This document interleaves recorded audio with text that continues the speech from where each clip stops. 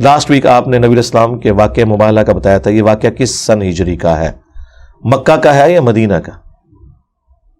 مبالغہ جو ہے وہ تو مدینہ شریف میں ہوا ہے. یہ نبی علیہ السلام کی وفات سے کچھ عرصہ پہلے ہوا ہے.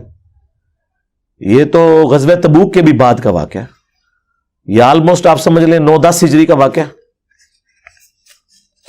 صحیح مسلم میں تفصیل کے ساتھ موجود ہے. نجران کے عیسائی آئے تھے, نبی علیہ السلام سیدنا حسن حسین مولا علی اور سیدہ فاطمہ کو لے کے آئے, کیونکہ قرآن میں آیا تھا کہ اے نبی اگر یہ دلائل آپ ماننے کے لیے تیار نہیں ہے تو ان سے کہو کہ لے آؤ اپنے بیٹوں کو.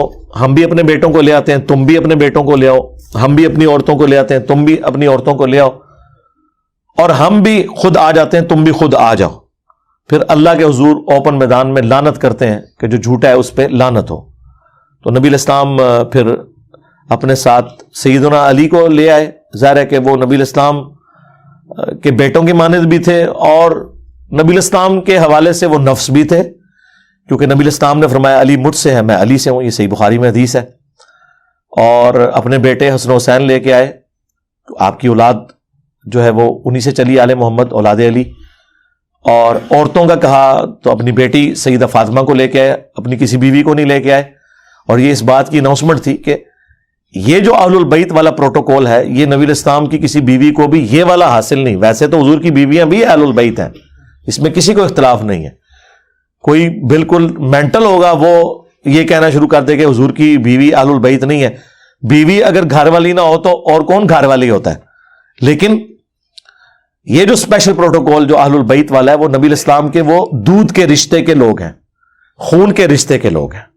اسی لیے زید ابن ارقم نے جب غدیر خم کی حدیث قرآن اور اہل بیت روایت کی صحیح مسلم میں, تو اس کے اینڈ پہ 6225 سے 6228 تک وہ تابعین پوچھتے ہیں کیا نبی کی بیویاں اہل بیت ہیں؟ انہوں نے کہا وہ اہل بیت ہے اپنی جگہ, لیکن نبی علیہ السلام جن اہل بیت کے بارے میں امت کو ڈرا رہے تھے نا, وہ اہل بیت ہیں آل علی, آل عقیل, آل جعفر, آل عباس, جو حضور کے دودھ کے رشتے کے لوگ ہیں. اور پھر زید ابن ارقم نے کہا کہ بیوی تو اہل بیت ہو نہیں سکتی اس طرح کی, کیونکہ جب خامد اسے طلاق دیتا ہے تو اس کا رشتہ اپنے خامد سے ختم ہو جاتا ہے.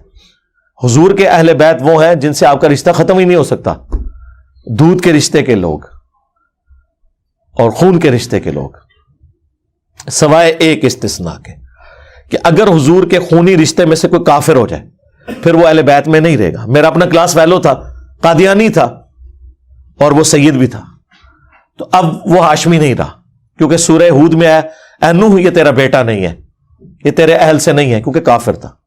مسلمان ہو جتنا مرضی فاسق و فاجر ہو, ہاشمی ہے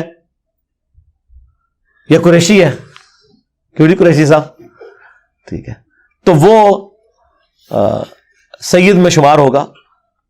اور سیدوں کو بھی چاہیے کہ اپنے کرتوت ٹھیک کریں, یہ نہ ہو کہ وہ کسی دربار پہ سوٹے لگا رہے ہوں بیٹھ کے اور یہ کہہ رہے ہوں گے ایسی سید ہاں, یہ بھی کام چھوڑ دیں.